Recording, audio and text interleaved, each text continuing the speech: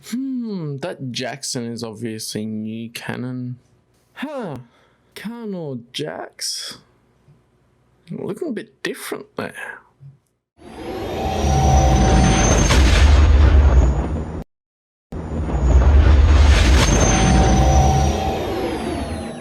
Hello there, I'm Callum Johns and welcome to me talking about some new figures that are coming out, which, I mean, you kind of expect from the title and the little intro bit, I guess. Here we have some new Expanded Universe Black Series figures coming out. Fan favourites from classic Star Wars stories come to Hasbro's Black Series. Exclusive. Probably exclusive. I mean, I don't know. Is it exclusive article? I guess they mean. Yeah. In celebration of Lucasfilm's 50th anniversary, beloved characters, including a certain green space rabbit from Star Wars books and comics, will join the vaunted action figure line. Even Jennifer Heddle, executive editor of Lucasfilm Publishing, couldn't believe it.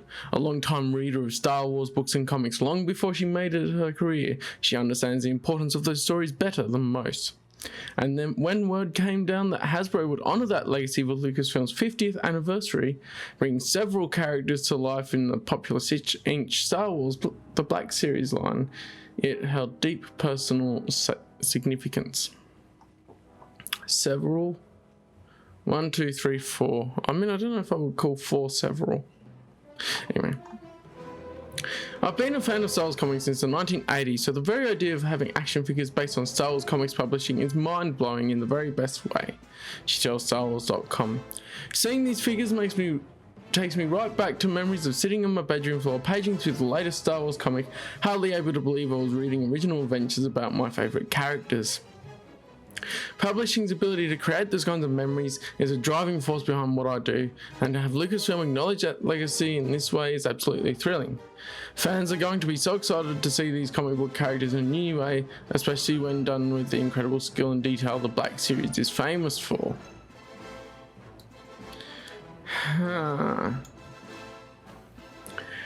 Pulled from legends, tales and current storytelling, the heroes and villains chosen for plastic immortality form a true all-star wave.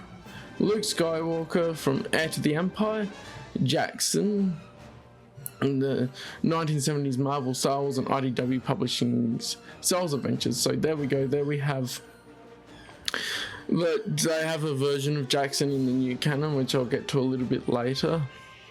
Darth Maul, based on Ron Mars's 2000 Star Wars Darth Maul series. And Kir Kanos with a little asterisk. I let this go over for a couple of days because I was seeing what would happen with it a little bit. Star Wars Crimson Empire. With so many stories and fan favourite characters to choose from, it's a challenge to narrow down to just a few, says Chris Gallagher, director of product design at Lucasfilm. We selected these 4 based on fan appeal and because they show the tremendous range of potential of our publishing program by representing comics and novels alike. Comics and novels? I'm pretty sure that you're just doing ones from comics. Luke Skywalker, Heir to the Empire being maybe an exception, but the rest are just from comics. So I don't know what you're talking about there. And they're clearly basing it off his Heir to the Empire comic adaptation look, as we see here. This is the front of the box that they're showing. And then we have the inside, and it has a bit of a description.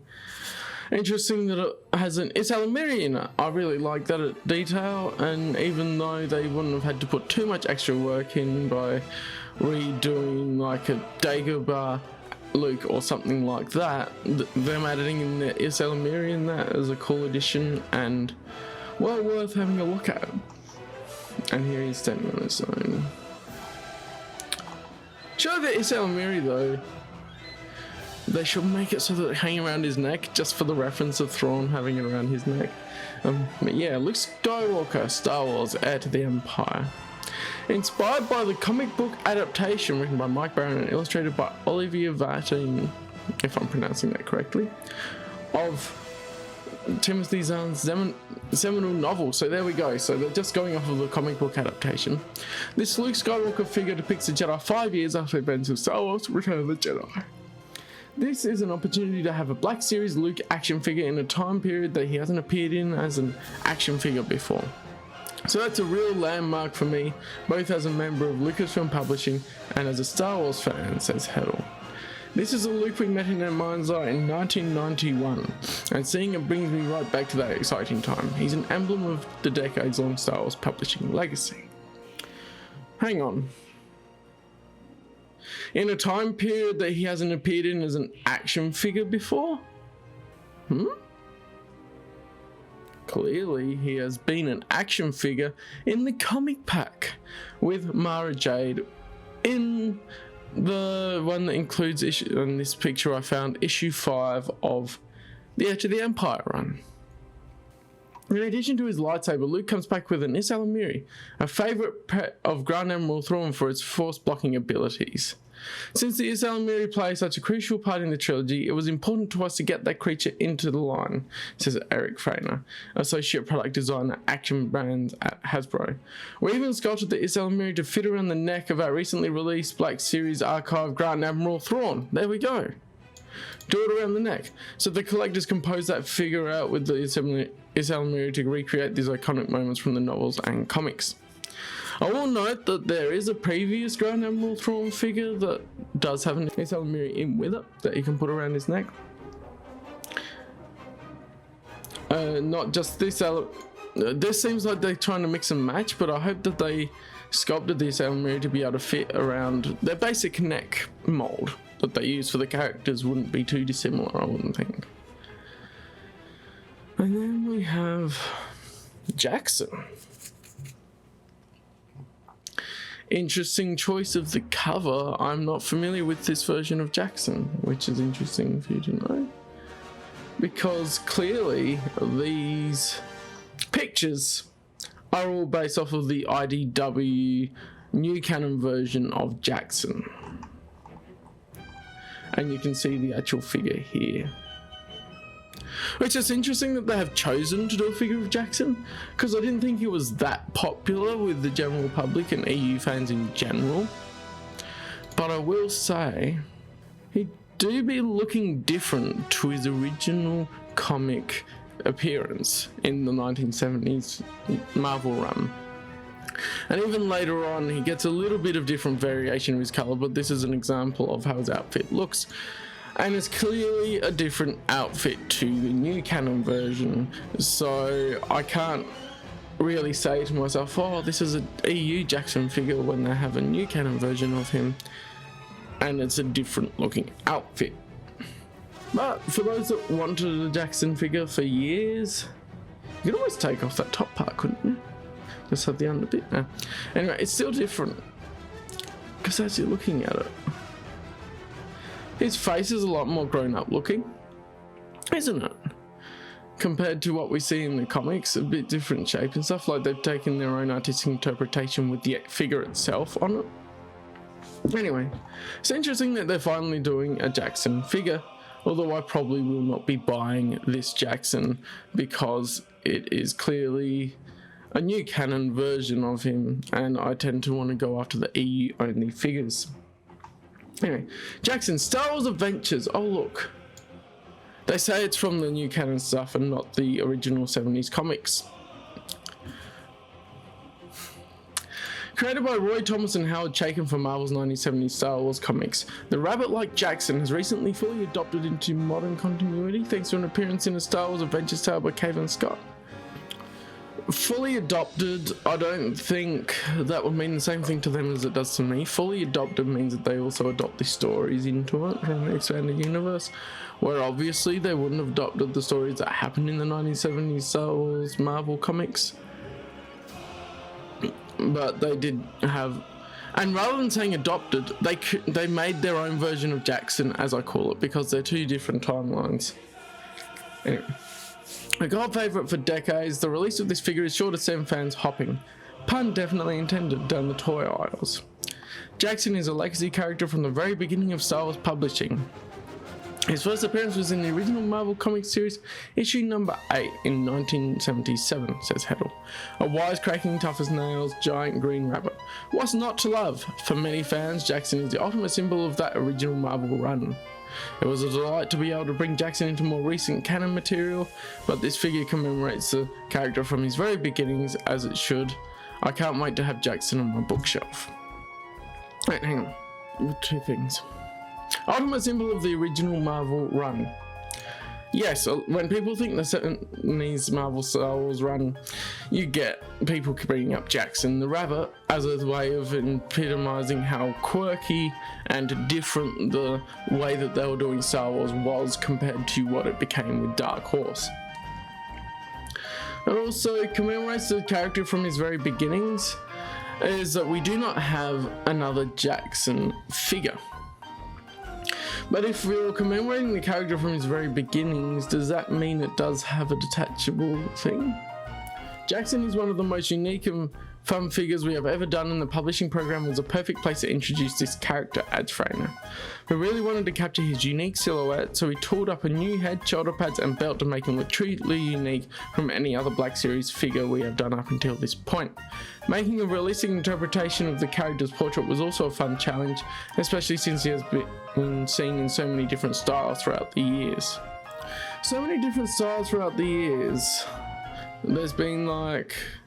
There's been some different illustrators of Jackson in the 70s Marvel comics, but I feel like they're fairly consistent, as in the shape, the way that he's depicted and the type of art in the original Marvel comics, though there's varying different people that do it.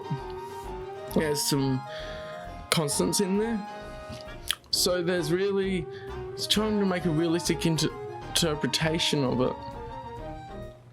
Yes, they still changed his outfit. I'm just going to say that. And I don't feel like looking at it, because they changed his outfits, it commemorates the character from his very beginnings. Unless they do something like you can take off those armor bits and whatever and it makes him look more like the original Marvel run. But on that, making a realistic interpretation. I get why they went after that a bit, but I almost just want a cartoony looking one, because that's more faithful to the source material, right? And I know the Black Series has gone after looking real and that sort of stuff as best they can. But if it's Jackson, epitomizing being the ultimate symbol of that original Marvel run, why not make it look like it's part of the original Marvel run in its interpretation of how they did it? Maybe they're just not keen on it. Then we have the Darth Maul, which is pretty cool. You got that really nice cover art from the 2000s Ron Mars Dark Horse series. It's the first time I think we get a topless Darth Maul, which is pretty cool. And that sort of stuff. A different head as well that they've done. Oh, and you can split the lightsaber in two.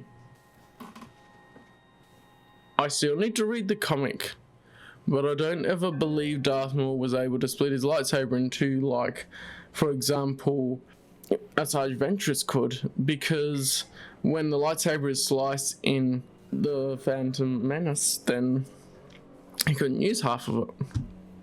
Darth Maul, Star Wars Darth Maul. This version of Darth Maul comes from a 2000 comic series set pre-Star Wars The Phantom Menace, written by Ron Mars and penciled by Jan DeSema. Star Wars Darth Maul offers a glimpse into Maul's Sith training and sees him dispatched to handle a new threat to his master.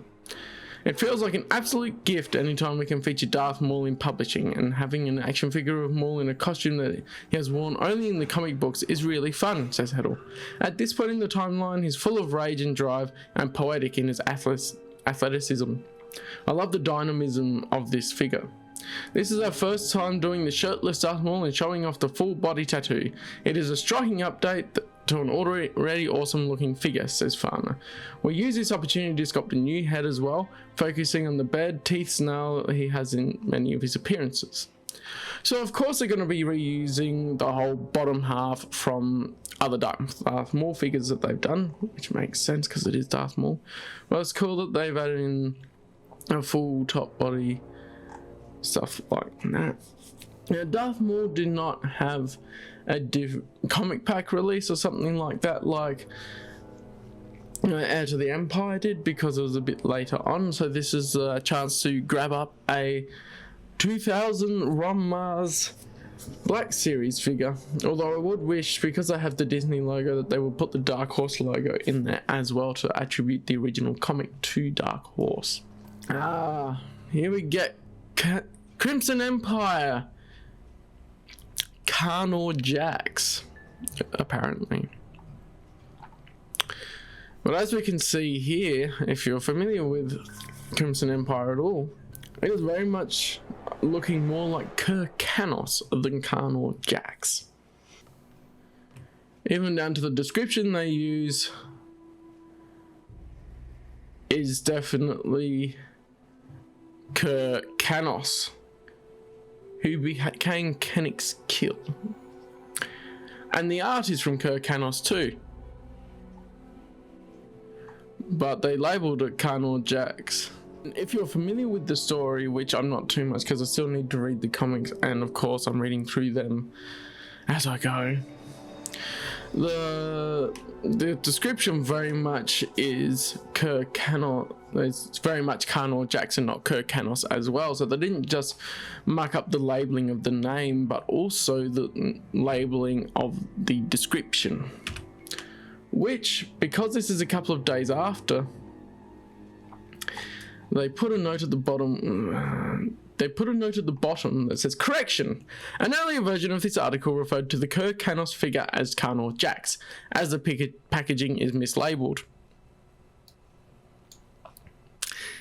Fun times, isn't it? I feel like it's really weird that they mislabeled him as well. It's like, once you realise the mistake, why have you not gone and fixed the packaging as well? And like, it might take them a little bit to fix the packaging, but fix the packaging before it's shipped out. Unless you were like, oh yes, we should do an Imperial Guard. Yeah, wasn't that Carnor Jax fella, and then he turned into a bounty hunter? Oh no. All the fans are pointing out now on social media, now that we've announced that it's Kir Kanos, we better change it.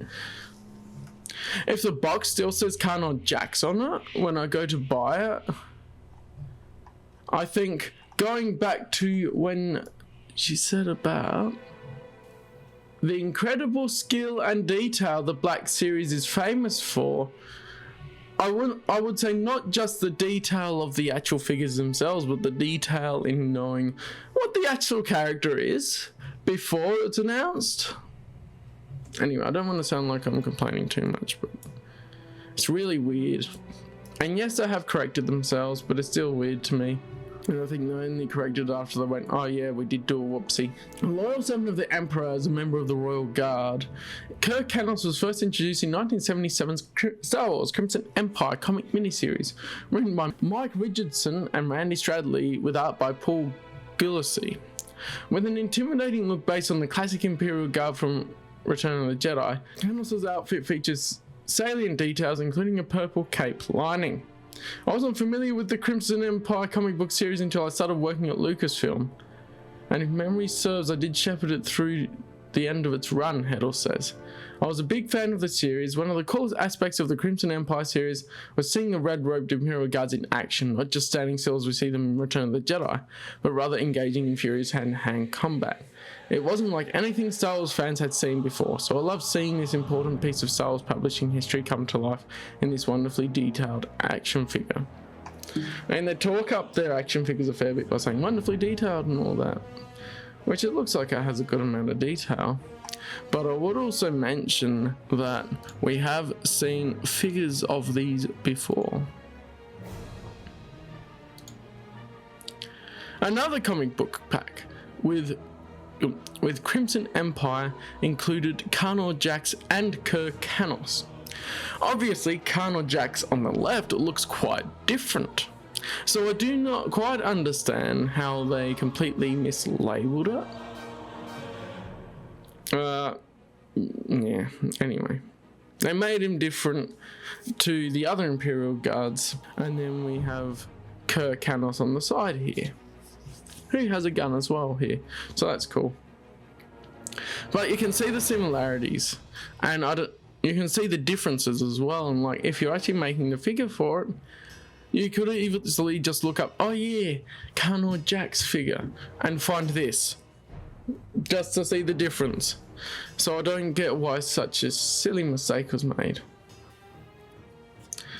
The Black Series Kir Kanos figure is actually an update to our previously released Black Series Imperial Royal Guard figure, says Frainer.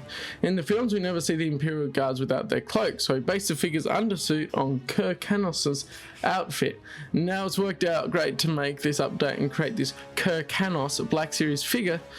He comes with a brand new soft goods which features a striking purple in the interior of the cloak and his iconic double-ended vibro blade.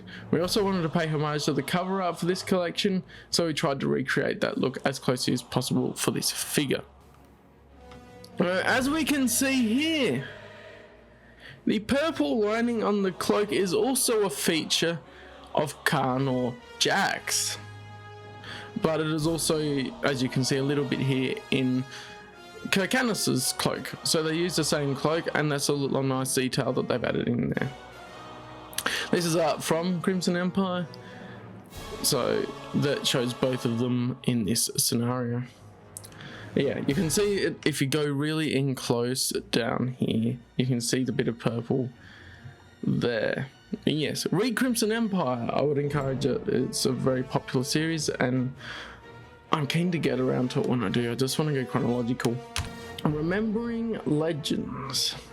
Well, this wave is definitely a surprise. It was actually something of a no-brainer. At its core, Star Wars is all about amazing storytelling, and throughout the history of the company, some of the most imaginative and exciting stories have come from our publishing program, says Golaha. We couldn't celebrate the first 50 years of the company without acknowledging some of the great characters and stories that have come from our novels and comic series throughout the years. So make room on your book or toy shelves. These figures will fit well on either. Luke Skywalker, Jackson, Darth Maul, and Kir Kanos are apparently available for pre-order now. Here in Australia, I'm gonna have a look, but for now, that's what they say. If I click on like Luke Skywalker, it's only in the United States? That is weird. But you could see that Luke Skywalker came up, and for the US, United States. Ah, now I can see it. Man, we can see the pictures here. No, they have a different picture there too. This is apparently available in the US. I don't know where it is. Otherwise, I'm going to go up here. Pre-order on $24.99 US. Please be aware that this character was mislabeled Kano Jax on packaging when it is in fact Kir Kanos. It appears that they are not going to correct the error, and so it will become a mistake. Ha! Look! Training himself in the ways of the dark side of the Force, Kano Jax became one of the most formidable members. Yeah, that's the description that was on there. But yeah, anyway, I laugh at the mistake. Cool, but mistake? But also on pricing. Darth Nihilus, when I got him, was $55, and I've given my thoughts on that figure. It's not as good as it could have been, especially with the amount of money I would pay for it. All good for US people if it only costs $25. But I paid $25 for my Janus Solo figure and my Darth Revan figure when they won the Hasbro Fan Choice polls in the past. And I would not be surprised if, because a Jar Jar Binks Black Series figure that came out costs $60 here now, that these will go up in price again to $65. Issue I have with this is budget and being able to actually pay for the figures that I want. And I don't know. I might have to prioritize something, because like I think the main ones that I would actually want to get is the Darth Maul and the Luke Skywalker, which if they're $65 each, that costs me $130 for 2 figures, which is crazy. Like, who spends that on figures that are just 2 figures? You used to get them, I know they did the 3.75 inch ones and that, but even if it was $25, that would only be $50 for 2 figures. What happened? Seriously, what happened? Anyway, you guys know about this now and some of my thoughts along with it. If you want to get the Kir Kanos, then you can, but I feel like I won't really support it when it's mislabeled, because I don't feel like it's also a money saving thing, but being able to go, well, why did it make such a silly mistake? Even using the description of Carnal Jacks, not just putting the wrong name on there. And looking forward to the Heir to the Empire Luke and Darth Maul, because those will be cool. I will see when they become available for pre-order here. And hopefully they will. But anyway, that'll do for now. I'll update you with any other stuff that I think isn't worth it.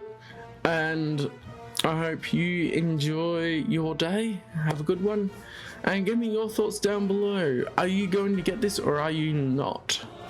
Because I don't know about the US pricing, but for me, I'm just like, oh, for my budget at the moment, I might just not get them for budget, depending on how I am when they're actually released. But that's another thing. I'm excited that they're giving a bit more attention to the expanded universe, but at the same time, it's just a bit of like, they're sort of doing it because they're losing money, it seems like. And even then, it's like, can you just put the right things together? Anyway, that's a rant thing. Thank you guys for watching, and I'll see you in the next video.